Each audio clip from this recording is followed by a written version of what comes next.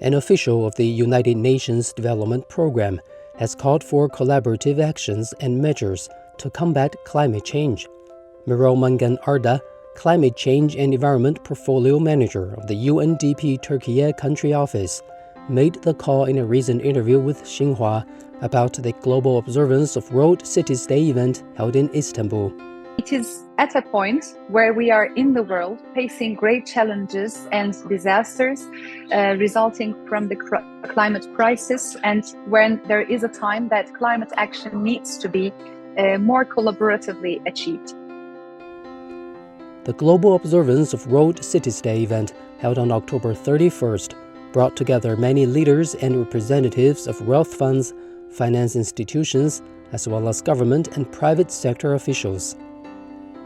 The idea of World Cities Day was proposed by the Shanghai Declaration issued at the Shanghai Road Expo in 2010 to advocate the idea of better city, better life. The day is celebrated annually on October 31st. The UNDP official also spoke of the importance of the Global Award for Sustainable Development in Cities, which rewards cities that have made significant progress in pursuing economic vitality and urban prosperity, ecological and green development, urban security and resilience, and sustainable development.